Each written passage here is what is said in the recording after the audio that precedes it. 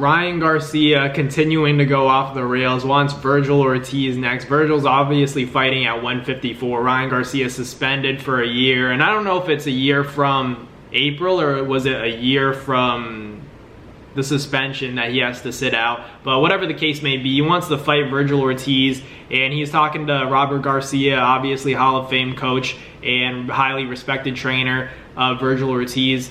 But I don't know. I think Ryan Garcia, I actually think that's a possible fight because they have history in the amateurs, so it's not crazy to think that they could fight in the future, but just everything going on with Ryan Garcia, you don't know what you can really take seriously. I honestly don't take too much of it seriously, but I do find it interesting, you know, that fight. I like that fight. It's very intriguing to me between Ryan Garcia and Vergil Ortiz because they've, like I've said, they've fought before in the amateurs, and you know, Devin Haney and Ryan fought in the amateurs before, and I just like the fight. I think it's a good matchup. You have two, you know, Mexican American fighters where maybe they don't speak a lot of Spanish, but you know, they fight like Mexicans. They have that exciting style, and I wouldn't be mad at the matchup if it goes down when Ryan Garcia returns, because if Ryan Garcia wasn't, you know, willing to make 140 and now, you know, maybe willing to make 54, who knows what happens, you know, in that fight if they're both healthy. I think that's the way boxing should be, where guys are like fighting at their walk around weight. Maybe they don't have ripped six packs, but a lot of people don't understand that when you have a ripped six pack and you don't have an ounce of fat on you, you're not necessarily in your best shape. That could just mean that, you know, even though you're ripped, you look ripped. In that fight, you could be drained, you could be exhausted. Like a lot of fighters, you know, Ryan Garcia against Tank. Not saying, like I always say, not saying that Tank wouldn't have beaten Ryan anyways, but I'm just saying, you know, you could see a visible difference in the fight between Ryan Garcia and Devin Haney versus Ryan Garcia and Tank when there was a rehydration clause and there was a catch weight as well. And Ryan Garcia says he can't even make 140 now, and then to think that he made that catch weight at 36 and then did that rehydration clause, that I don't believe that Ryan Garcia can't make 140 personally. I don't think so, but I think it's definitely hard for him because he would have probably done it if you know, he really let everything out, if he tried his best. But I don't think he tried his best. He said he tried and everything, but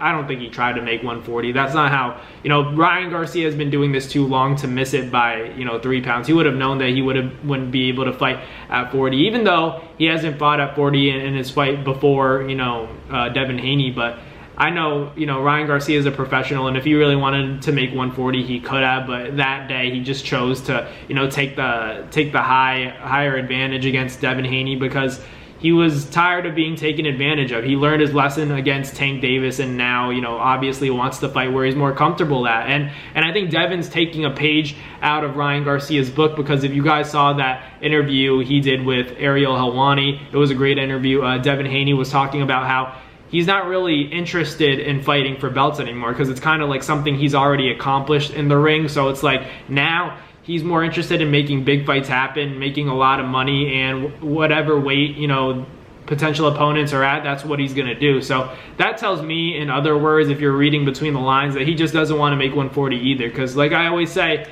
and I've said this before, Devin Haney is he was a big 35-pounder, a huge 35-pounder, and he's a big 140-pounder as well. Seeing him at the weigh-ins, and I saw him at the media workout, already looking drained against Ryan Garcia during that fight week. And then you take a look at it now, he's saying that he doesn't really care to fight at 140, plans on moving up to 47, and he's going to fight at weights that he's comfortable at and to make the big fights happen. So that tells me he doesn't really want to make the weight either. He learned from Ryan Garcia, like, it's just not worth it. It's not worth calling yourself a 140-pound champ when you're killing yourself to make that weight time and time again, and then it starts to impact your performances and your punch resistance, your ability to take shots, and your ability to stay conditioned in the ring. He looked like he was in good shape, but was he actually in good shape? I would argue Devin wasn't. I think he was drained in that fight. Not to say that Ryan Garcia wouldn't have timed him anyways. I think he would have, but still, that wasn't the best version of Devin Haney, and that wasn't the best version of Ryan Garcia. We got a crappy version of both, to be honest with you guys.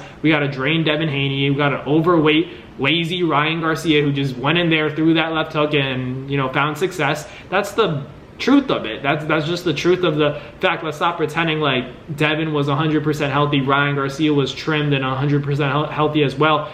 I would argue Ryan Garcia was the more comfortable fighter because he got to rehydrate as he pleased. He didn't give a shit about not making the weight or anything like that. So that's what's a little bit different. But for Devin Haney, I just think that, yeah, he's making the right decision by no longer fighting at 40. If he does end up fighting at 40 again, then who knows, you know, maybe he can make the weight. But I just know that that weight cut in particular with, not with Regis Prograis, I think that was decent. That was his first time appearing at 140 and performing at that weight class. But against Ryan Garcia, I know for a fact that that weight cut was killing him, because he looked like dead tired, looked like a different person when it was, you know, the Wednesday, Thursday, and actual weigh-in day. He looked like I felt bad for him. I was like, this must suck. That just shows you like how hard it is to be a fighter. When you look at these fighters and they're just so gone, like they look like a literal different person. Like imagine me and I'm like that's literally how Devin Haney was looking. Like you can't even see the skin on their cheeks really. Like there's not an ounce of fat. Like for me, this is a fat face. Like,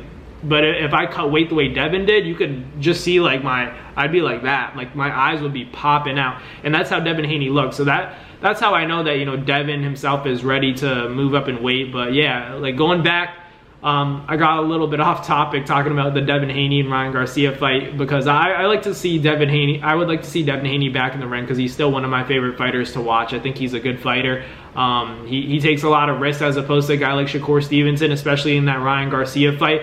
I honestly commend and respect Devin for going through with that fight with Ryan Garcia, because honestly, like, I don't know if I would have. I don't know if I would have if I know my opponent's not making the weight properly. But I also understand the business aspect. You know, it's Ryan Garcia. If you're fighting anybody else who's like if it was a mandatory that you know, Devin was defending his belt against like a legitimate mandatory where it's like it's not worth it to fight this guy for the money I'm getting paid and for him to miss weight as well. But for Devin, I think Ryan, they kind of had to let him do what he wants, because it's literally Ryan Garcia. It's like an unfair thing, you know. It's an unfair aspect of boxing where it's like, if it was anybody else, maybe they wouldn't have let it slide. But because it's Ryan Garcia, they kind of like just said, forget it, let's just fight. And then another part of it is also that, I'm stuttering here, but another part of it is that Devin Haney kind of overlooked Ryan Garcia, and maybe that's Bill Haney as well, that they underestimated him, because Ryan Garcia,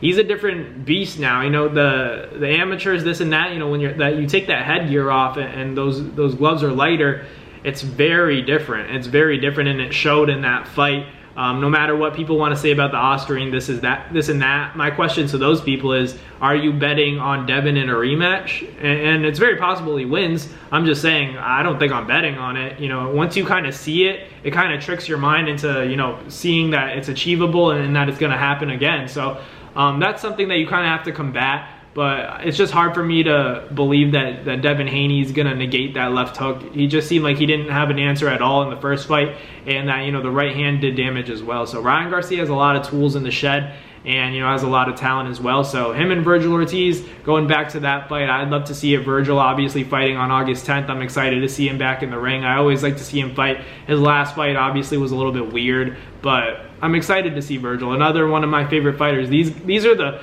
future. You know, these guys have been waiting in line for their shots, and now guys like Ryan Garcia, Virgil Ortiz, the faces of Golden Boy, honestly, and you have Jaime Munguia as well. But for guys like Virgil and Ryan Garcia to be fighting, I don't know if they're gonna make that fight, because for Oscar, it's like, yeah, I might make a lot of money, but I'm also losing long-term money if you think about it, because the longevity of one of their, you know, careers is going to be sidetracked, because somebody's going to have to lose in that fight. And I don't think it's going 12 rounds. If Ryan Garcia clips Virgil Ortiz, I don't know if he's going to, you know, recover from that. And if Virgil, you know, hits Ryan Garcia with a clean shot on the chin or to the body, I don't know if Ryan Garcia is going to be able to deal with that either, because it is a big jump up in weight, and we don't know how Ryan Garcia's power would translate from fighting at 40 to 54. You know, Virgil's a big 54-pounder as well, struggled to make 47, had all those dehydration issues, and if that fight does go down, trust me, I'm paying for it. But it's a risky fight for both guys, honestly. They both have a lot to lose, because Ryan Garcia is a bigger star than Virgil, but Virgil also, you know, is at a bigger weight, so it's like